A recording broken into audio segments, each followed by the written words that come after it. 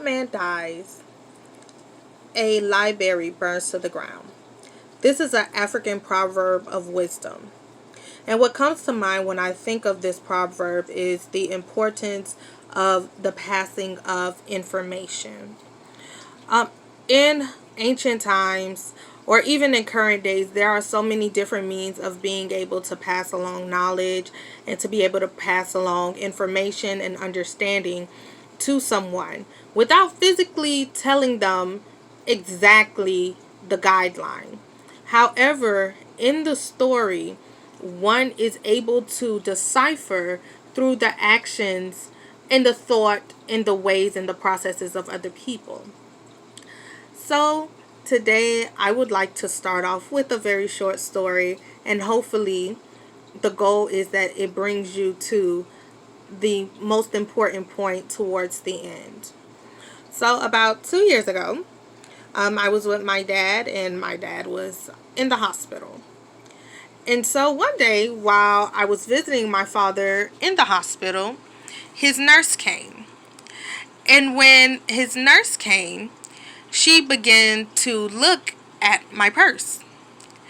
And so my father looked at her and he said, "What you looking at?" And she said, "Oh, my apologies. I was just admiring this bag."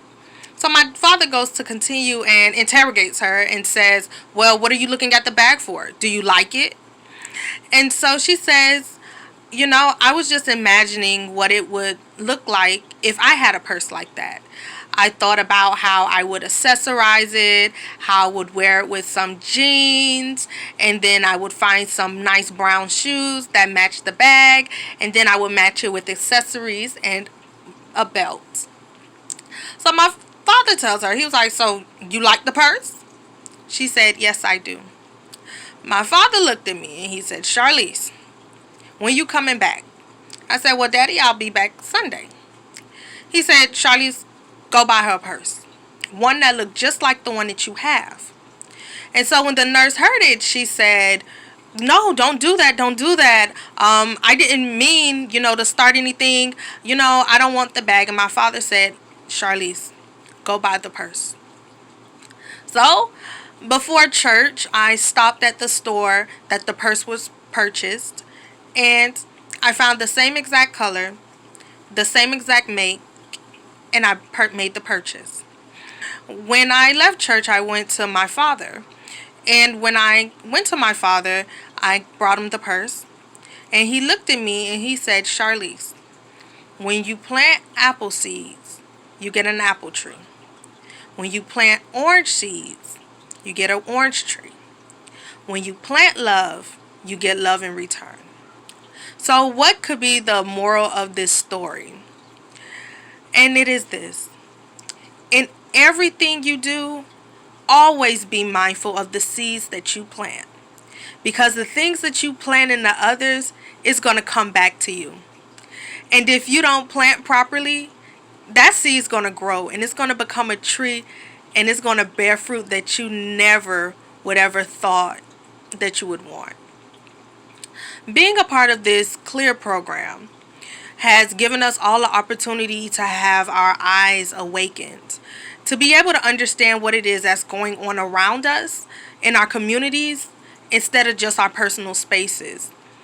We began to realize that despite where we live and despite our social economic statuses and despite degrees, that we all touch one another, and what one does, it does affect all of us.